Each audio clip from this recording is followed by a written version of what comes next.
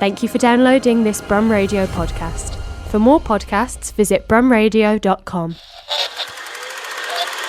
And now, for your listening pleasure, it's the Brum Picture Show, brought to you by Brum Radio. Oh, hello, and welcome to the Brum Picture Show, the film show brought to you by Birmingham-based community cinema collective Screen B14. Now, you may notice there's something a little bit different in the timbre of my voice this week. You see, I'm not in the Brum Radio studio. I'm not joined by Nadine, or Rory, or even Ben, supreme overlord of Screen B14. No, they're all off on a winter break, skiing around, doing all sorts of bougie things that Community Cinema Collective Club members do. But I'm here, stuck in my editing cave. Now, you may be forgiven for thinking that there's so much waffle on the Brum Picture Show that there couldn't possibly be anything edited out. Well, I'm sorry to say that there's a lot of waffle that wound up on that cutting room floor, and that's what I've been rifling through this week, and that's what I'm going to present to you now, a special festive season stocking filler of unused Brum Picture Show nonsense. So, yeah, I hope you enjoy that.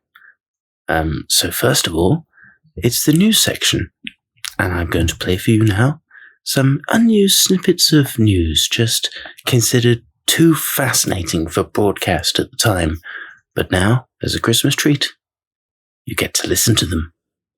So here we go. There isn't anything very newsy. Isn't there? Tom Burke calls Furiosa co-star Anya Taylor-Joy best version of a method actress. Not really news. That's not really news. So. Demi Moore contemplated retirement for the last 4 years. I was questioning my own ability as an actress. It's boring, isn't it? Sorry. Lady Gaga wanted a very authentic portrayal of Harley Quinn in Joker 2. No. Nothing mad's happened. Sorry, you can just talk about Can. But I was just going to read the... Oh, Morgan Spurlock died. God. You're not helping me. There's new Steven Spielberg about aliens. That's exciting, isn't it? You'll have to send me that because I don't know what that is. I can't do a news that I don't know what it is, can I? Hang on. I'm on Indie at the moment thinking. It's on Empire as well. I don't know what funny things we can say about that. It's just... That is... Well, not everything has to be funny, so... Are you ready to start, or...? Yeah. You sure? Yeah. I read an article about Madame Web. Okay, go on. Dakota Johnson. I think that's her name, yeah. She plays the lead in Madame Web. Mm-hmm. She's been trying to feign interest in the film for the entire press tour. And she had some interesting things to say. She said she signed on and the script was radically different to what it became, which I'm like... I mean, how different could it possibly have been? And then she said she realised coming at the end of the film when she saw it, she said, "I don't make sense in that world."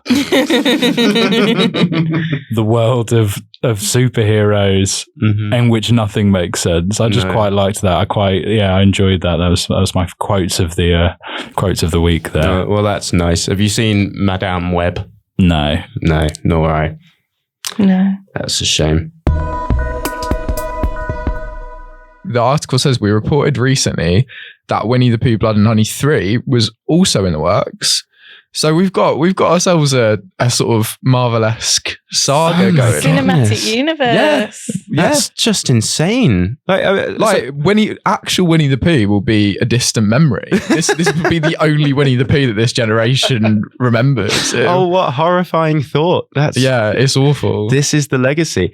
Do you think this is just a proof that there's no such thing as bad publicity, because all of the discourse about this film from its conception has been how awful it's going to be, what a sacrilegious thing it is to do. And then by all accounts, the film lived up to that dread. Yeah. But now it's obviously done well enough to warrant more. And it raises a horrible existential question as a filmmaker, which is well, I'm looking forward to it, and I'm also looking forward. I'm hoping there'll be some kind of crossover then in future with the Willy Wonka experience inspired. Oh yeah, the unknown. I think the unknown versus Winnie the Pooh. Yeah. I'd in pay to see 4DX. that. Yeah. Oh, how terrible can we get? Walk around the multiplex. Oh my goodness. Like Winnie the Pooh on one side. I'm already ordering my tickets now. Wow. Well, that is some harrowing news, but not for Nadine, apparently. Well, thanks for sharing that. Oh my goodness.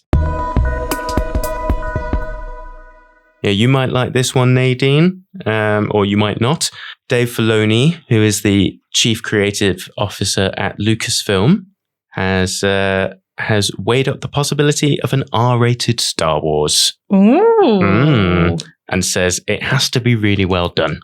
Wow. Which, I mean, yes, That's obviously. But the point is, he's not ruling that out, apparently. So it seems that the advent of things like Marvel's Deadpool and Wolverine has kind of shown studios that maybe R-rated films can make some money and do well. So possibly an R-rated Star Wars could work. So, yeah. Well, George Lucas had planned this Underworld TV series set on the sort of the bottom of Coruscant. It was supposed to deal with all the kind of gangs. It was supposed to be like a kind of Sopranos in Star Wars or something. Interesting. There was like loads of scripts written. I forget how many, but just like tons. Like it was all planned out, and I think the technology wasn't quite there yet. But obviously that hasn't gone ahead. But maybe something of that could be in this R-rated, recycled. Give the fans what they want, though. We want the Wedge Antilles trilogy. That's what we want. Sure. That's what we want. I know what that means. The fans know. That's all that matters. That is all that matters. Wedge Antilles is the only character in the original trilogy to survive the whole trilogy and not be a main character. He's in every one of the first 3 films, but he's just like a peripheral character. Oh, okay. So I'd like to see what he was getting up to. In an R-rated fashion. Yeah, and was played by Ewan McGregor's uncle. Ah, well, interesting if true. Yes, it is true. It is true. Very good. Sorry for doubting you. Anything else, Nadine? Yeah, tying in with today's film, Max Xxine or Max Xxine. I don't know how you're supposed to pronounce that. Mia Goth has come out and said that she shadowed a stripper in New York for this role and followed her around and asked her questions and went to an Eyes Wide Shut style party. If you listen to our Christmas episode, you'll know all about Eyes Wide Shut. Yeah. But if you don't know about the film, it's a very adult party, grown-up party. She did say, however, that she didn't stay too long. She stayed for a little while, made some observations, got what she needed and left. Right. Sure she did. Well, I was wondering, because we have seen the film and without spoiling anything, there definitely isn't any Eyes Wide Shut style parties in there. No, she just wanted an excuse by the sounds of it. It seemed a bit unnecessary maybe, but maybe it's all backstory for her character. I don't know. Maybe there were some scenes cut. I'm sure it was vital research for her character. So was this stripper aware of what Mia Goth was doing, or did she just start following her around? Presumably she paid her. I don't know. But yeah, she shadowed her. Okay. So she didn't directly get involved, but she just kind of observed, I guess, asked her questions, made notes. I don't know.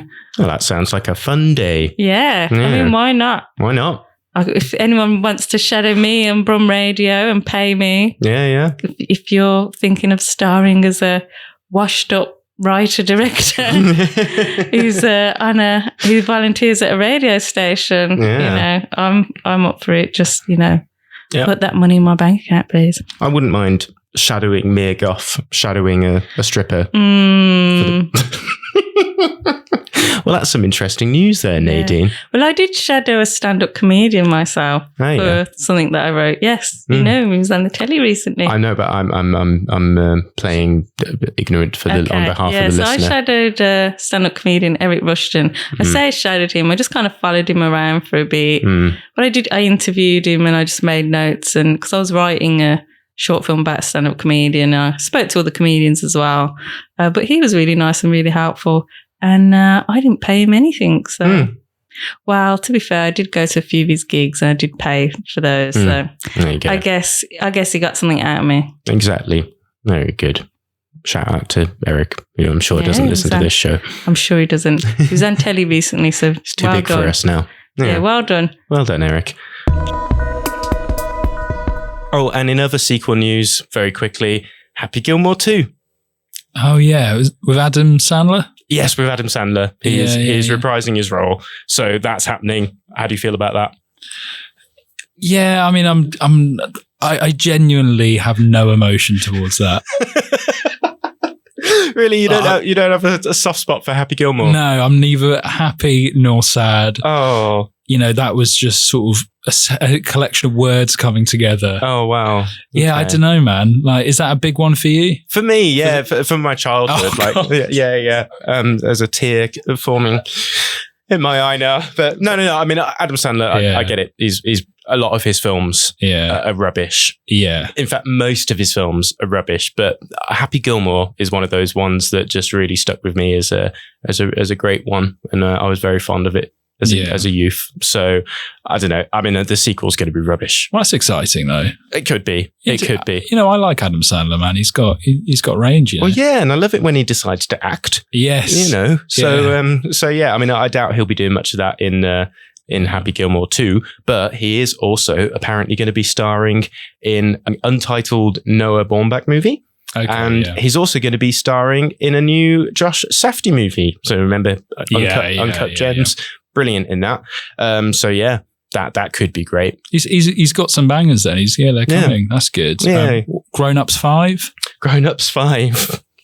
So has there been a Grown Ups 4? I don't know. Big Daddy? Yes, that was Adam Sandler. Yeah, that was another 1999 film for listeners of our 1999 episode. So yeah, there we go. Even Bigger Daddy? Yeah. I don't know. It would just be Big Parent nowadays, wouldn't it? A little big guardian. Right. Yeah. Sorry. Yeah. And finally, just one last little thing. Simon Pegg has given an update in an interview with The Hollywood Reporter about the prospect of a Shaun of the Dead reboot. Mm-hmm. And he said that he and Edgar Wright would be incensed if that happened. So that's good. And he says, yeah, there's so much of our heart and soul in it. If someone was to reboot it, it would be a cynical and exploitative exercise. I would hope that people are in love with our Shaun enough to resist a reboot. And I agree. Was there concerns that was going to happen? Presumably. I think the thing is, though, he doesn't say it's not going to happen. He just said he'd be angry. It would be angry. I mean, I don't know whether he'd have any choice in it.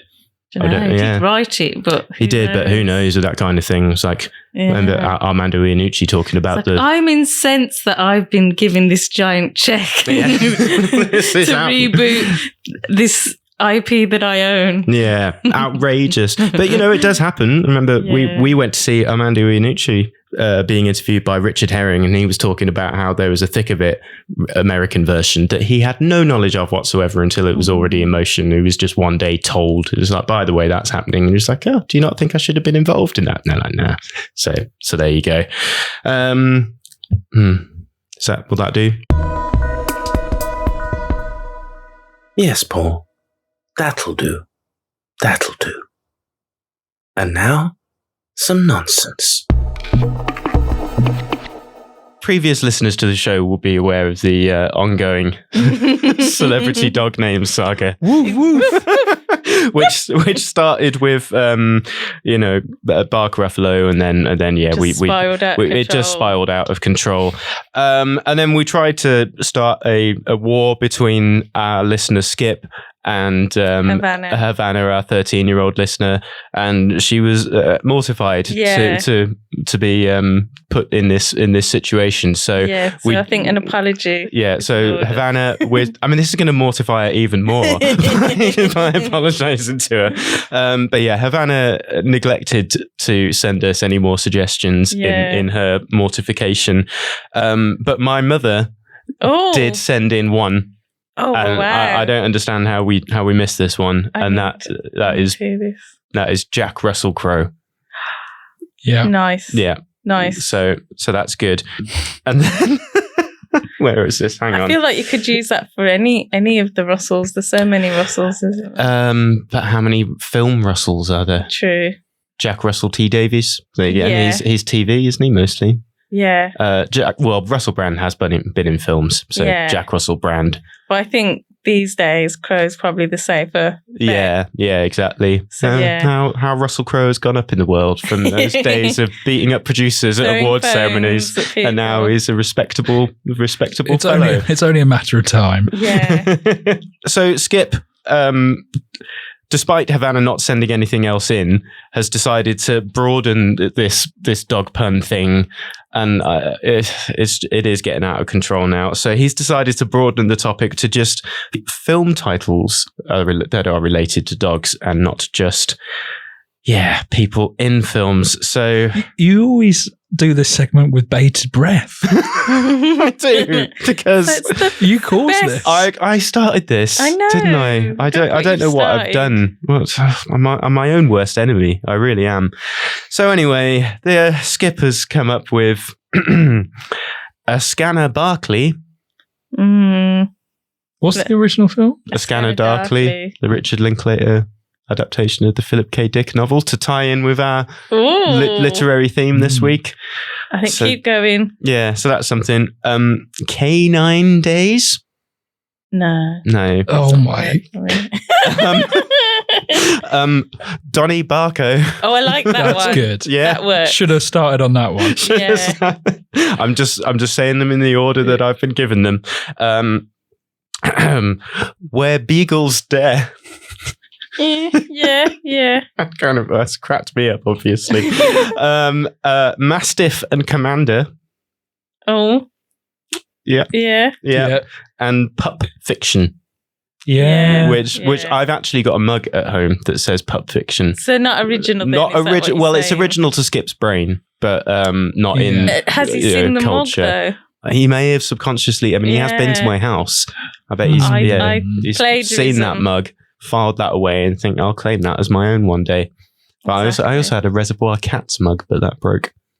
We said 20 K9 days later. Oh, yeah. Than well, no. 28 days. It would be like... is it 28 days later? Oh, yeah. That doesn't work. I think, no, it doesn't. That was rubbish. Yeah. But thanks for trying, though. I think, is the show just going to devolve into you reading humorous mugs that you own? Yeah, I think so. I think that is the level that we're at now.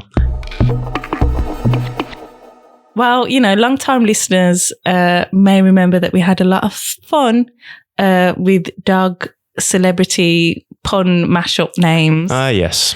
And we were talking about Werner Herzog is appearing in a Bong Joon-ho cartoon as some kind of deep sea creature. So we put it out there. Can you come up with any deep sea creature? Of course we did. Celebrity name mashups. Yeah. Why wouldn't we do that? I came up with Eel Blancamp to start you off. Yep. I thought that was brilliant. A classic. But anyway, Skip's come back with a few. He's got 2 non-actor ones to start with. Right. Which are, So immediately not fulfilling the brief. Exactly. Classic Skip. Coral Vorderman. All right. Arif a Franklin. Okay, and now the good stuff is this. Okay. Finn Diesel. Right. Tuna Fey. Okay. Gilbert cod free, Mm. prawn cannery. Okay, that has passed the test. Yeah. That has genuinely tickled me. Okay, that's good. Sorry, I'm still recovering. Francis Ford Kelpala. No. Marlon Brando. Okay, That was quite clever. That's pretty like niche. that, You got to yeah. know what a marlin is. Bill Murray. Okay. I think prawn cannery. Prawn cannery. Wins the title there. Yeah, prawn cannery is probably the only one that I'm going to bother to Photoshop into an actual real life image. And now I have something very special for you. This is from back in the summertime at some point, from our Richard Linklater episode, when we, of course, interviewed the composer Graham Reynolds. So, due to actually having a celebrity guest interview, I wound up cutting quite a bit from this episode and wound up cutting out mine and Ben, the supreme overlord of Screen B14's discussion of some of our favourite Richard Linklater films. So yes, here we go. For our main feature, this is me and Ben, with Nadine present, but not really getting involved because, you know, she doesn't really like Richard Linklater that much. But yeah, there's some good stuff here. Lost to Time. Until now.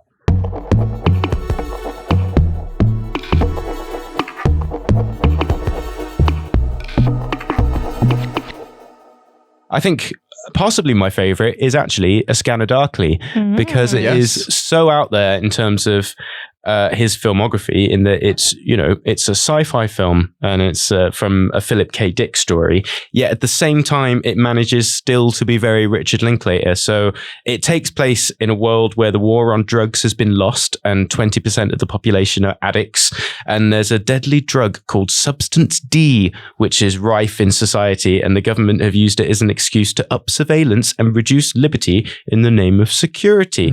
So it's a very, very Philip K. Dick, and it's about his own kind of experiences of being around in the Nixon government and its oppression of the counterculture. And apparently, during that time, both the FBI and the CIA had files on Philip K. Dick because they saw him as some kind of countercultural threat, and he was genuinely being surveilled and stuff. And that is kind of what inspired A Scanner Darkly. It's an interesting one because it's kind of like a combination of your Philip K. Dick kind of sci-fi noir, but still a hangout film as well, because it spends a lot of time listening to the drug-induced ramblings of the users of Substance D. So it really fits for Linklater's world, and it's got a fantastic cast playing these slackers. So it's got Keanu Reeves, Robert Downey Jr., Woody Harrelson, Winona Ryder, and Woody Harrelson obviously very good at doing his slacker stuff, and then Robert Downey Jr. is in full like mumbling mode, just fast talking mumbling mode. Like, you remember when he used to do that all the time, that kind of Robert Downey Jr. voice, like when he was in Ally McBeal and all that kind of stuff. So, and apparently he'd memorize his dialogue by writing all of his lines out in a run-on sentence, and then he'd make an acronym of that, and then just remember the acronym, which just seems needlessly complicated as a way of learning your lines. So, but yeah, it's really interesting stuff. And there's also Alex Jones turns up at one point in it as a raving conspiracy theorist. So that took some acting, didn't it? So it's Alex Jones, as in Alex Jones. I had no idea. He pops up. He's like on a street corner. And also Graham Reynolds has scored a documentary for Alex Jones as well, and Richard Linklater's worked with him as well. So I think this was before he went full Alex Jones, because in the mid-noughties he was a little bit more restrained, palatable, maybe. Alex Jones. As it's gone Alex on. Jones, he was trying to make it in Hollywood. Yeah, exactly. So it's a really interesting film, and I'd say it's also considered one of the most faithful screen adaptations of Philip K. Dick's work, because Linklater didn't want to just do what a lot of films have done, or a lot of adaptations of Philip K. Dick's work have done, and just taken like a few key ideas and then just turned it into a massive action film, like stuff like Paycheck. And because he is one of those writers where it is quite hard to adapt his books. Seemingly, like certainly. So I think a lot of the time, they just kind of just go, we'll take a few little ideas, but we're not really going to try and represent what's on the page. But here it is a lot more of a character driven thing, and even though it's got sci-fi elements in it, it's still very grounded, and it takes place in the not too distant future, and it's like in the real world. Compare that to something like Minority Report or whatever, then it's just a really fresh take on his source material. So and it was his, again, using digital rotoscope animation, which is a technique that he used at first in Waking Life, which is again a film about various characters having philosophical conversations about the nature of consciousness. I really like Waking Life, because I think Waking Life is probably one of the easiest to criticize from his filmography, just because if it doesn't work for you, it really doesn't work for you, because it is like semi-connected ramblings of different philosophies and whatever. But I really like it, and I think it works quite well as a sort of anthology, and I think there are certain parts in it which I really, really connected with. Like there's this bit to do with, I think it's cool, I think you call it like the holy moment. And it's really cool. And I remember, I need to rewatch it because I watched it quite a few years ago, but I remember watching that at the time and going, actually, that's a really cool moment within a film, depicted in a way that I hadn't really thought of before. And that was like really, really important for me at that moment in time. I need to revisit it because it's less important to me now than it was. But definitely that like holy moment thing of being able to like, it probably comes back to the time thing again, with just being able to like, obviously when you're watching a film, time feels slightly different and you're transported across space as well. So I don't know, I really like that. I don't really have any other thoughts about it. The animation looks cool. Like the animation floats in between quite nicely, but it's really, really interesting because it's the painstaking process of the animation. Basically, they film it in live action and then they painstakingly hand animate over every single frame, and it's just an incredibly slow process. So apparently with A Scanner Darkly, they aimed to get it done with 350 man hours per minute of screen time, and then they still went way over with that. And in fact, there was a bit of a controversy in that they locked the animation team out of the studio and seized their workstations and then put another team on it because it just wasn't going quickly enough. Crazy. And it's so like, it was supposed to be, A Scanner Darkly was supposed to come out in 2005, and then it didn't wind up coming out till 2006. But I think the results are amazing because it does, it's a really unusual visual approach in that it does, you can tell that there's the live actors underneath, but it's just got this dreamlike cartoon quality over it, and it also lends itself really well to something like a sci-fi in that it allows you to do things that might have been a bit beyond the budget. So there's a key plot point in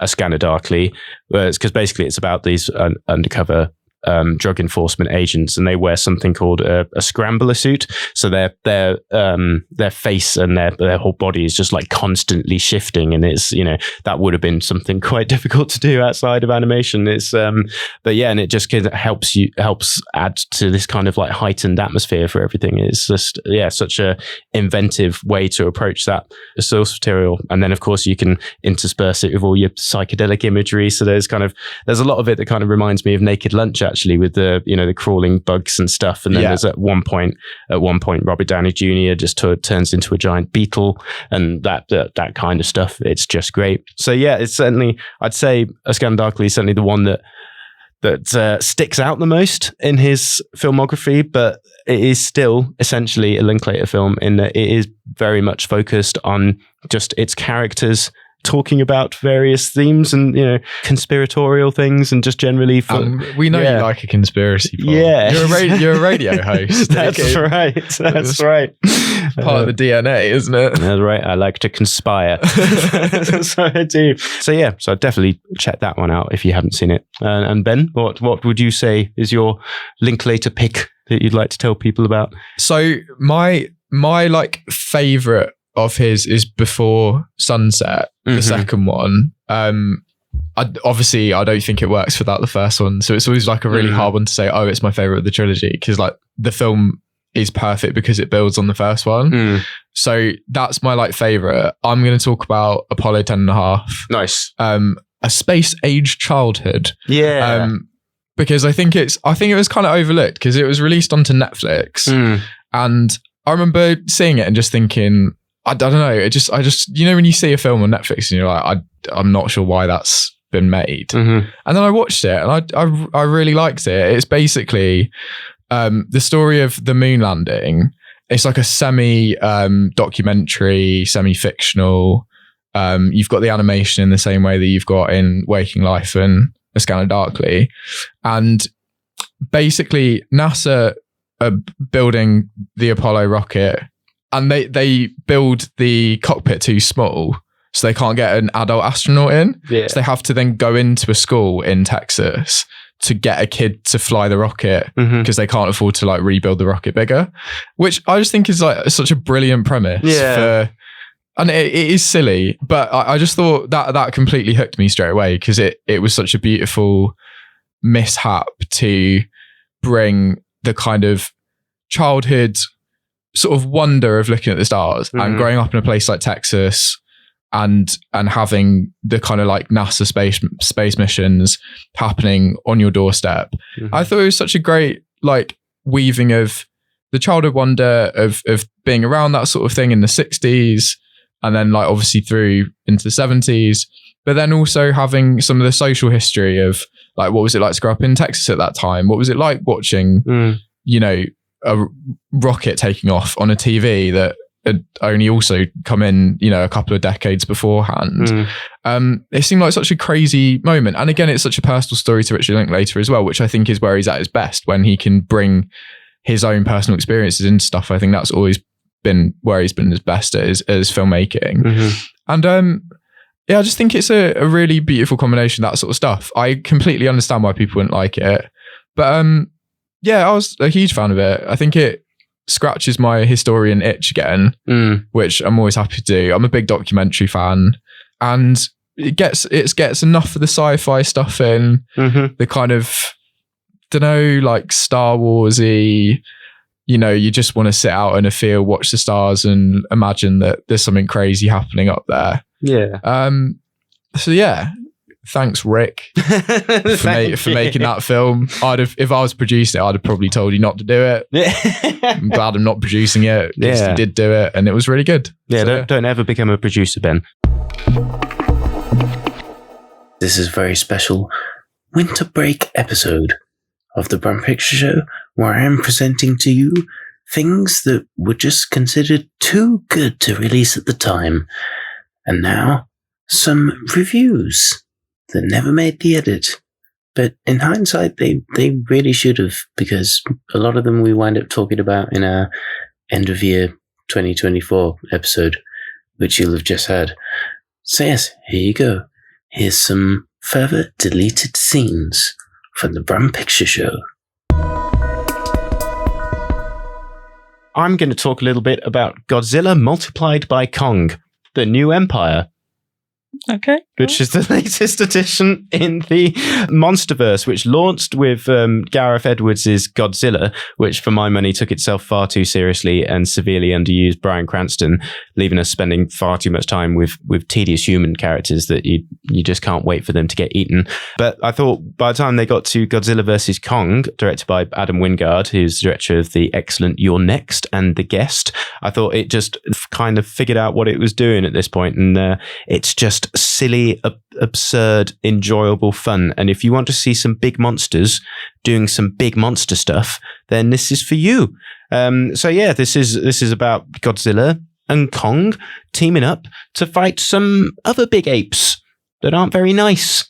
And then there's a lot of collateral damage is caused. And it's just ridiculous in that there's an absurd humor in the concept of a world where people have come to accept that on a semi-regular basis, billions and billions of dollars worth of damage will be caused by these giant monsters just causing havoc for spurious reasons and just Why don't they just kill them? Why don't they get a giant easier. moth involved? yeah. That would really spice things up. Well, yes. Who knows? Maybe there's a giant moth in this one. Ooh. Oh, but yeah, I just thought it was ridiculous, silly fun, and but yeah, it's a lot more interested in the apes. And I'd say Godzilla seemed a little bit shortchanged, but there's some lovely little moments with Godzilla, such as him sleeping in the Colosseum like a cat. Because cats like to choose the most inconvenient places to sleep, don't they, Nadine? Yeah, my cat has been sleeping on my toilet lid. And then I closed the door so it wouldn't do that. And then it started sleeping in its own litter tray. And then it started using my carpet as a litter tray. So I let it go back to sleeping on the toilet seat. So there you go. It left me a dirty protest on my carpet. But yeah, imagine a cat the size of Godzilla and the chaos that would cause. I don't want to. Yeah. Not There if you it's go. my cat. No, but yeah, it's just silly fun, and the absurdity is doubled down on by there's just some bonkers expositional dialogue, and poor Rebecca Hall.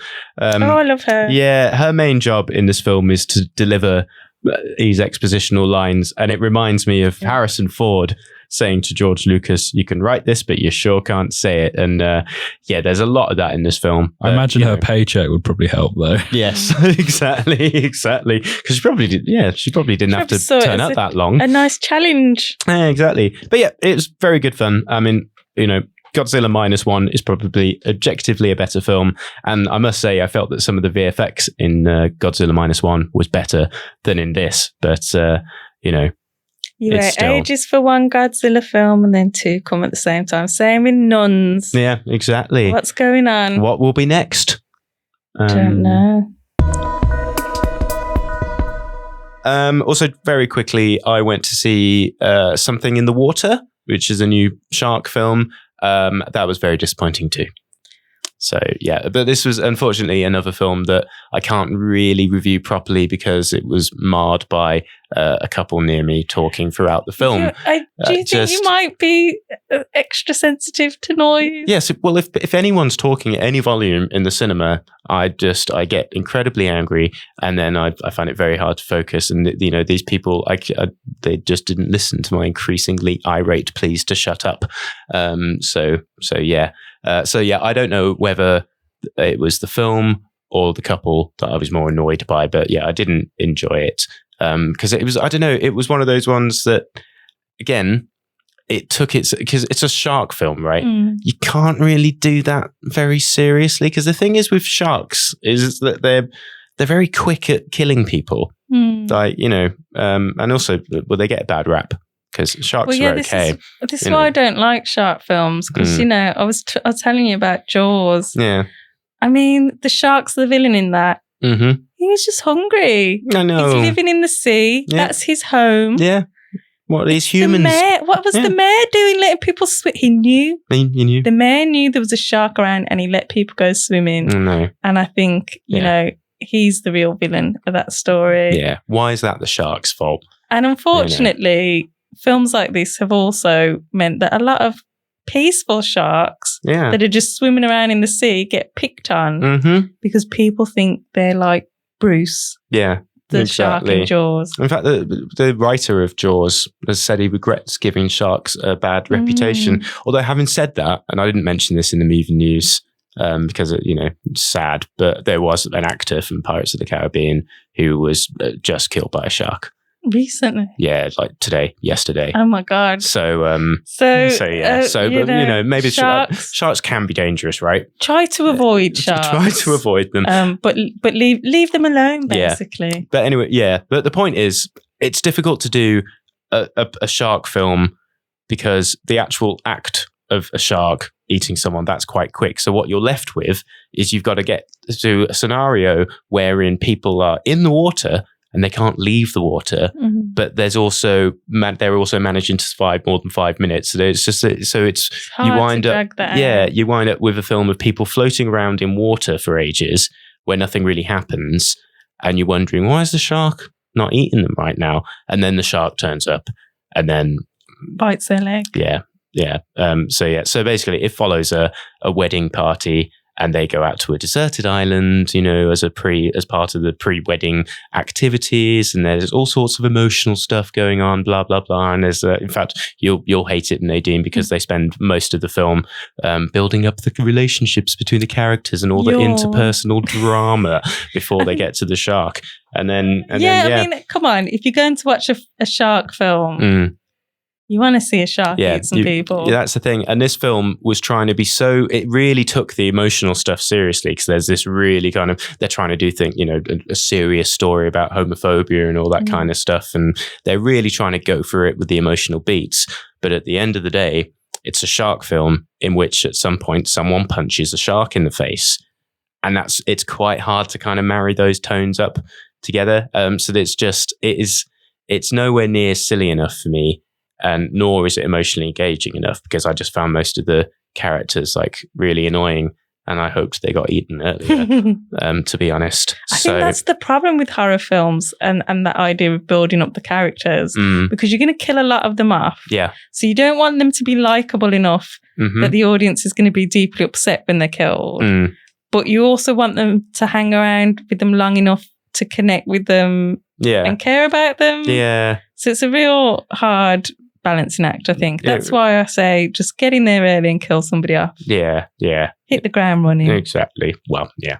We do debate this, but in this instance, I agree, because it was just I don't know. And it's been getting some very good reviews. So as I say, I don't know whether I was just in a particularly bad mood because of this particular, scenario in which I was watching it, but it really just it didn't know what it was. Yeah, it did not get the balance of emotion and stupid shark film right for me. So another disappointment in the cinema this week. So the review section this week is called Various Degrees of Disappointment. Just like life, really. Certainly mine. Anyway. Anyway. Moving on. Also, we went to see Kinds of Kindness, of course, the new Yorgos Lanthimos film. So it is an anthology film loosely linked by the character of RMF, with Jesse Plemons, Emma Stone, Margaret Qualley, and Willem Dafoe all playing different characters in the same world. So this is very much Yorgos in, I can do whatever I want now mode, I would say. And it's safe to say Nadine was not a huge fan. I'm a big fan of The Lobster and The Killing of a Sacred Deer. And this was written by the same writer that did those two movies. So many feel like it's a return to that style of film, whereas, The Favourite and Poor Things with Tony McNamara was a bit of a departure. So it's very different. So if you're a big fan of Poor Things, again, this is another filmmaker who's kind of thrown us some left turns here. But yeah, I think for me, again, it didn't quite come together, these three different stories. It's a very long film as well. I think I would have preferred if you'd have picked one and developed that into a full film. Margaret Qualley stole my haircut, though. I noticed that. Yeah, she did, didn't she? She's gone back in time. Yeah. And made this film and stole my hairstyle. So I wasn't too pleased about that. No. I don't want to give too many spoilers away, but the first story is about a character who has to do everything that Willem Dafoe tells him to. And I did think watching this film that maybe my life would be better if Willem Dafoe was making all my decisions for me. Yeah, mine too. Yeah, what to eat, who to chat up, what time to go to bed. I think I can kind of see why that would be tempting. It would make life a lot easier. And I think he's having a great time in this film, and he does very well with it. Obviously, he's worked with Emma before, he's worked with Margaret before. We have some new players with Jesse Plemons and Hong Chow. I have to say, what was missing for me is, I think, Colin Farrell works so well with Yorgos Lanthimos. People talk about this kind of awkward style that some of the characters in his films have. And I think I start to wonder now, is that just how Colin Farrell interprets his suggestions? Because I didn't get that kind of weird, that kind of strange atmosphere that he had in those earlier movies wasn't quite here for me. Oh, I disagree with that. I felt it was very much still there, and I do love that kind of stilted dialogue of it all, because I think because the script is translated from Greek. I wonder how much of the weirdness comes from the things being lost in translation, and how much of it is a creative choice and a creative stylistic choice. So that is one of the things I love about it, is there's a Lynchianness to all of his stuff, with that just tone and atmosphere, and just the way people just interact in a way that is just slightly off and slightly forced and slightly awkward. And then there's all these references to dreams and all that kind of stuff. So I don't know, I really felt that was there a lot more than it was in his previous films, certainly, but previous couple of films. But yeah, maybe not quite to the level of something like Dogtooth. That's for sure. Mind you, that's in its original language. But yes, something like Killing of a Sacred Deer or whatever. But yeah, it worked for me. I don't know. I just you enjoyed it, didn't you, Paul? Yeah, I like my weird. And as I've said before, and it's just, I don't know, the more I thought about it, the more I was like, yeah, actually, I'm really on board with that, because essentially it's just a very misanthropic film. And I liked that, because it's a film called Kinds of Kindness, but it is essentially about how people are awful and they just keep doing awful things to each other. And I'd say that, so the main characters in each story, they all seem to be trying to please someone else in some extreme way. So in the first story, you've got Jesse Plemons, who's trying to please Willem Dafoe, who's telling him what to do with his life. And in the second film, you've got, well, I haven't even got into the second part. The second film, basically Jesse Plemons' wife is married to Emma Stone, and then she goes missing, and then she comes back, and then Jesse Plemons thinks she's a changeling, and then you got this changeling trying to please this Jesse Plemons, and that all going wrong. And then in the third film, you've got Emma Stone and Jesse Plemons. They're a member of a cult, and then they're trying to please Willem Dafoe, the cult leader. But it all just backfires horribly, and it's kind of, I don't know whether part of the lesson is just like, you know, don't bother trying to do anything good, because you know the universe will punish you for your kindness. They're trying to do good things, but they're definitely trying to please other people, aren't they? So maybe the lesson is please yourself first. Yeah. One thing I will say, for some people, this goes to some dark places, and you know, might be triggering for some people. So you know, if you're worried about that, do check out content warning beforehand, because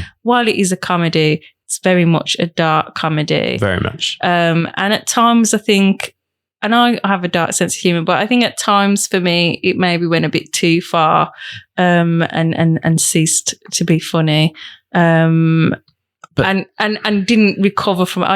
I know it's not necessarily trying to make those moments funny, but it was hard for me to kind of get back into the silliness after, because there's lots of silly moments in this as well. Yeah.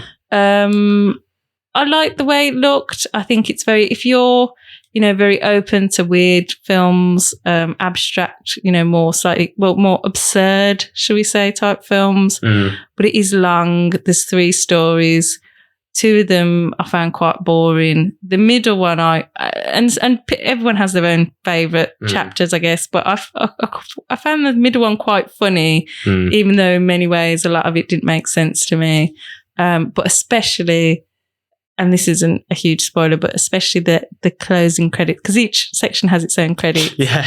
And there's a sequence which I wish more of that was in the film. Yeah. But there's a sequence that involves some animal. I won't go into it because it's you know, I don't want to spoil it, but there's a sequence involving some animals, which was the highlight of the film for me. Yeah, I think that was probably the highlight for me as well. And I would have liked some more moments like that, but I don't know, for the most part, like, I know what you mean about some parts being very dark, but I kind of think in lots of ways those moments were the point. Like, it is about people being terrible, and in lots of ways it kind of reminds me a little bit of a lot of Lars von Trier's stuff, in that it is kind of, you know, he's being a provocateur, and he's just trying to make you feel as uncomfortable as possible. And I think that's that's a through line throughout a lot of his films, is just really making you feel like that's not quite right. And I think coming off the back of something like Poor Things, which was just this amazing mainstream success, and I remember us saying at the time, isn't it mad to see a film this weird in multiplexes. But in comparison to this, like this film makes Poor Things just look completely like Mainstream. a normal and mainstream. And I was just so pleased to be watching a film just so weird and provocative in a multiplex in the Odeon. Like it was just, and I think that's a testament to the power that he's got now. And I do like, you know me, I love a self-indulgent hot mess of a film. And I like that Yorgos is at the point that he can do a nearly 3-hour absurdist black comedy anthology film. And that to be playing in our local multiplex, that's impressive. I think even Yorgos says he was taken aback by the reception of Poor Things. Yeah, they thought that wasn't going to go down well, and this was the film they better make quickly. Right. Because they thought this was the more accessible film. Yeah, no, certainly not. But yeah, I think it's worth giving it a go.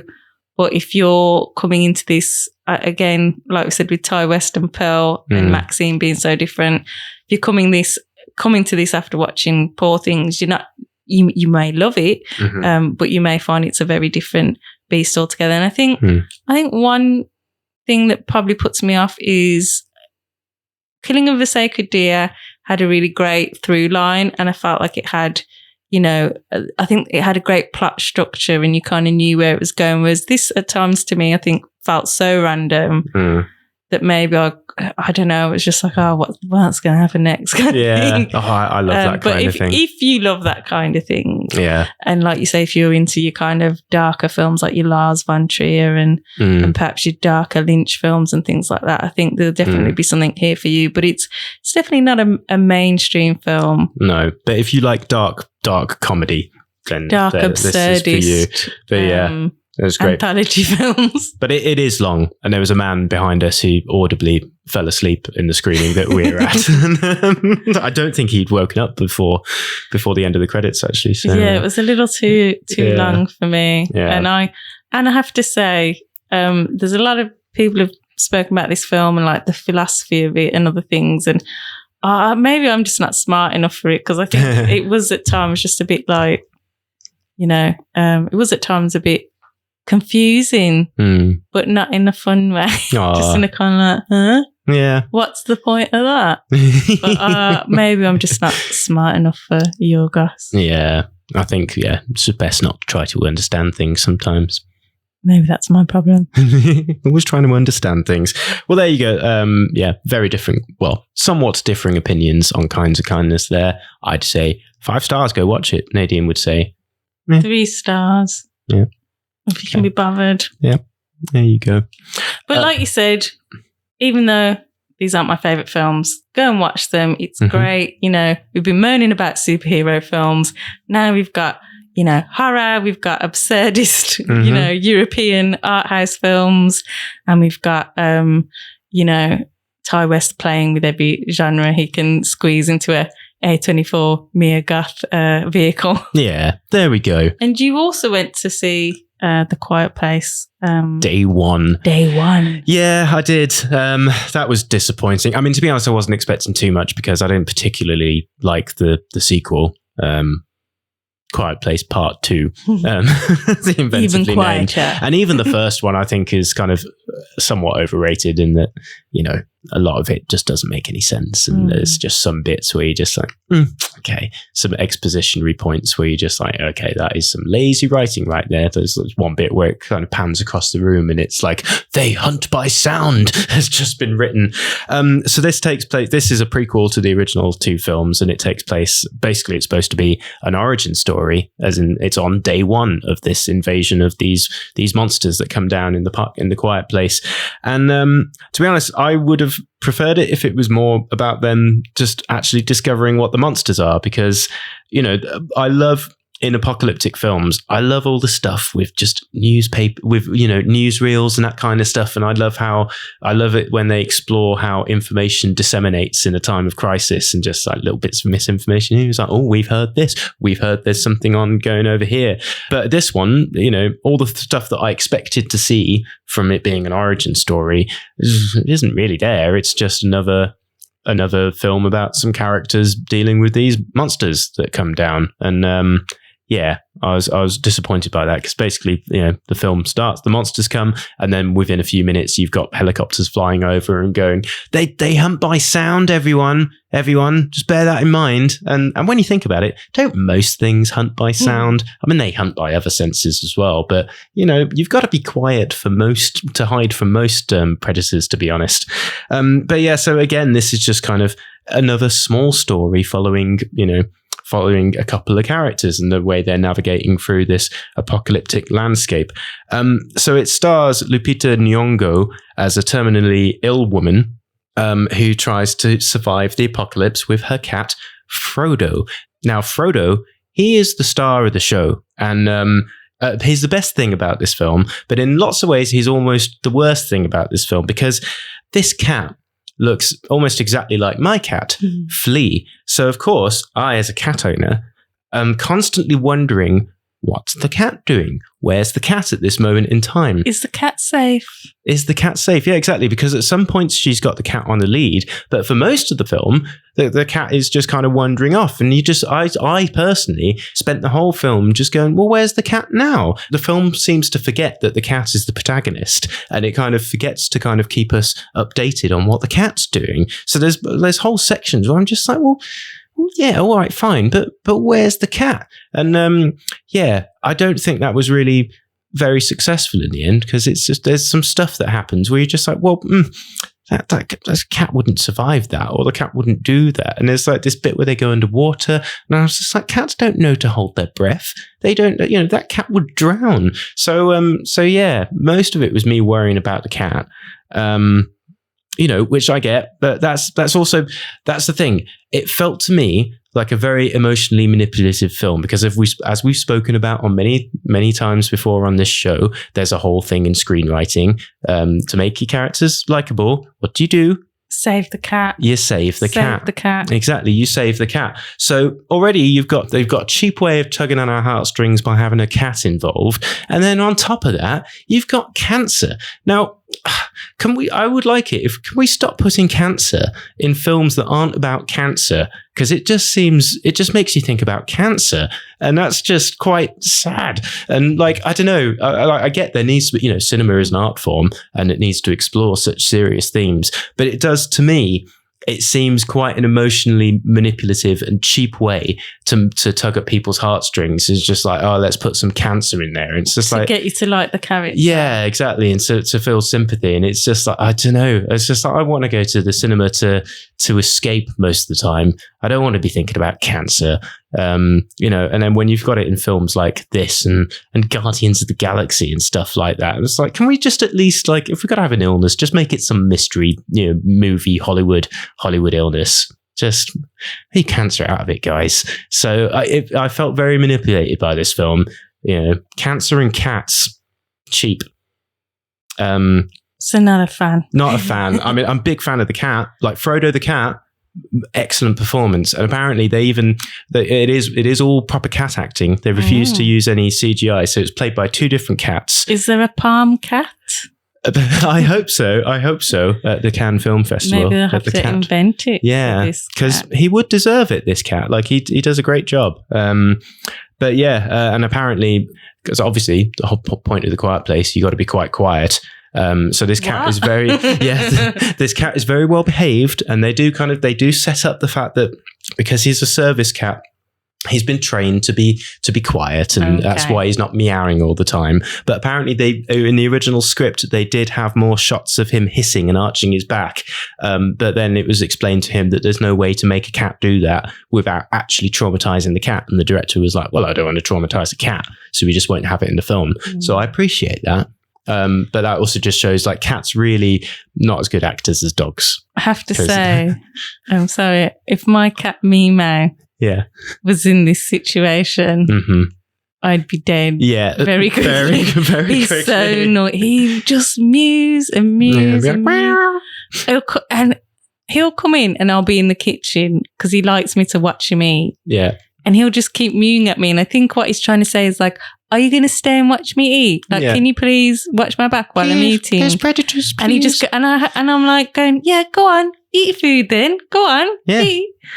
So yeah, I would be dead within Yeah. minutes. Yeah. And equally, well, luckily, my cat's kind of got quite a weak kind of screechy meow. So he just kind of goes, so he'd probably be all right, Flea. But the other cats that I live with, Vic and Bob in particular, would get me killed in a second. So yeah. These cats. Yeah, exactly. Not good to have around in an apocalypse. In a poxyclips. So yeah, Quiet Place Day 1 didn't much do it for me. Loved the cat stuff, but I still felt emotionally manipulated by the cat stuff. And I don't know, it just did nothing new in the franchise at all. It was just completely unnecessary. So yeah, would not recommend. But keep going to the cinema, guys. Nadine and I went to see Longlegs. Yeah. Yeah. Have you seen Nicolas Longlegs? Cage? No, I was going to watch. Okay. I was thinking of watching it this Wednesday. Yeah. Right. Well, okay. Don't. No. Go and see it. But in fact, this might be useful for you to hear, because I said this after the film, and someone in the audience who's walking behind me said, "Yes, I don't disagree." And then the rest of the cinema, they were like, "Yeah, you're right." And then they all started applauding. None of this happened. But I said, this film, Longlegs, is a victim of its own marketing. So Longlegs, this is the new horror film from Osgood Perkins, who, by the way, is Anthony Perkins' son. So if you're listeners to our Nepo Baby episode, that's a little bit of a callback for you. And yeah, it is about a lady FBI agent. Long legs. No, she doesn't have long legs. Oh. Not even Nicolas Cage has long legs. Oh. But he says he does. Oh. So he's kind of average height. Yeah, he's quite average height. Yeah, the title doesn't make sense really. But Nicolas Cage plays a serial killer called Longlegs, and notoriously in the marketing campaign, you don't see his face throughout that because it's going to be such a shocking revelation when you see his face in the film, and then you do see his face eventually in the film. It's a bit creepy. It's like, I see. Okay. Yeah, it's just like there's no need to think. See, the thing is, this film has been hyped up so much. I've heard people say it's like the scariest film. It is. No, it's not. People have been comparing it to Silence of the Lambs. Yes. They've been comparing it to Seven. Yeah. They've been saying it's mind-blowing. And if you watch the trailer, you think, oh my God, this is going to be the best thing ever. Because as regular listeners to the show will know, I love a good procedural. So what I was expecting was a really good procedural of just an FBI agent, doing her research. Chalkboard. Yeah, in the 90s, got all of her, little diagrams out, got her maps out and all that kind of stuff. Coffee, coffee, yeah, Chinese food, empty packets. Exactly. It's like, what's Nicolas Cage going to do next? That's what I was expecting. I wasn't expecting any kind of supernatural element, and I'm not going to say if there is a supernatural element, but as I've said before, I will say if there is one, it's stupid. Does he grow his legs?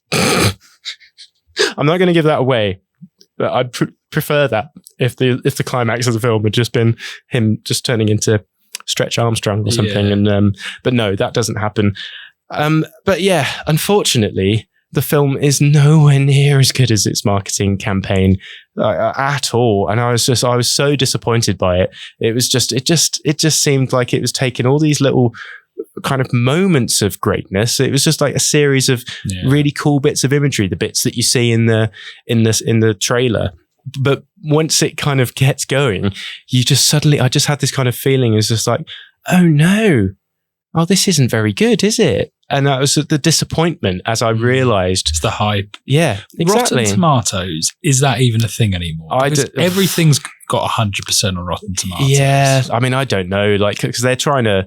Well, they're doing that thing. They don't let people vote or whatever, or rate it until it's out. A lot of the stuff, or there's some weird stuff going on with those review aggregates. But yeah, I never pay attention to them at all. But even it's been getting really good reviews as well. 4-star reviews. But I just don't understand why, because it just seems it's just so silly. Ultimately, when you're expecting a stone cold classic masterpiece, your expectations were too high. Exactly. So that's what I'm saying about it being a victim of its own marketing, in that it's just, it should not have claimed to be so good. Because if I'd gone and watched that film without knowing anything about it, I'd have been like, oh, that was decent. I enjoyed that. But instead I was like, what a shame. So yeah, I mean, I could say more, but probably not. And that brings to a close this very special winter break episode of the Brum Picture Show. Thank you for joining me on this journey through the offal of the waffle of the Brum Picture Show. Normal service will be resumed soon, but in the meantime, it's goodbye from me, Paul. Yeah, I say goodbye. You have been listening to The Brum Picture Show, a Screen B14 production for Brum Radio. Tune in next time for more film fun, and don't forget to email us at pictureshow@brumradio.com. Thanks for listening.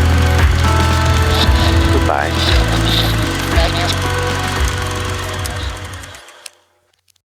Also, another thing that was interesting, again, this is coming from my writing background, is in the original draft, the first draft, the gremlins, they eat the dog.